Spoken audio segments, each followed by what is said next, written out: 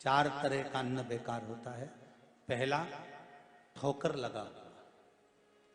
जिस अन्न की थाली में, जिस भोजन की थाली में ठोकर लग जाए वो नाली में पड़े हुए भोजन के बराबर होता है। दूसरे नंबर का भोजन, लांगा हुआ भोजन। जिस भोजन को आप भोजन ग्रहण कर रहे हैं उस थाली को अगर कोई लांग कर चले जाए तो वो भ्रष्टता के बराबर होता है, गंदगी के बराबर होता है।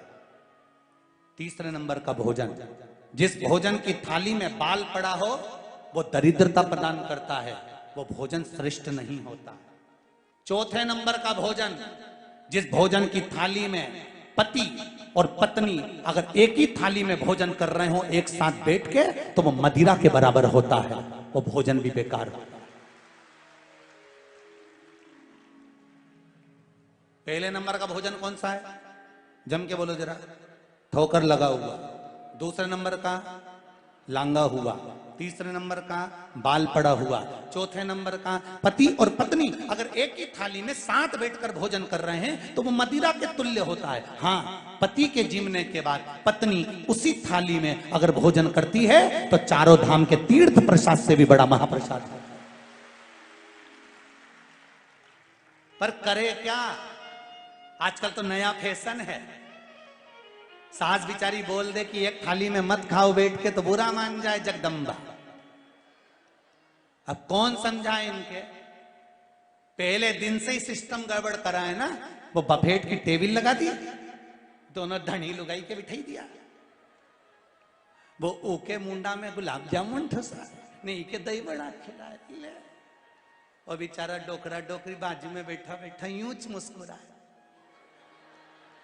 यूं करे, उसे रख करे क्या? ए सुधर जाओ रे, ओ देपालपुर वालों, थोड़ा तो सुधरो। चार तरह का भोजन बेकार होता है। पहला, ठोकर लगा। दूसरा, लांगा हुआ। तीसरा, बाल पड़ा। और चौथा, पति पत्नी अगर एक ही थाली में भोजन कर रहे हैं तो मदिरा के तुल्य।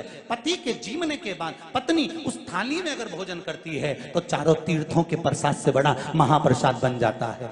और सुन लो, शिव महापुराण की कथा एक बात और कहती है, जब तक बेटी कुंवारी है, उसकी शादी नहीं हुई, बेटी जब तक कुंवारी है और बाप के साथ भोजन करती है तो उस बाप की कभी अकाल मौत नहीं होती, क्योंकि बेटी काल को हर लेती।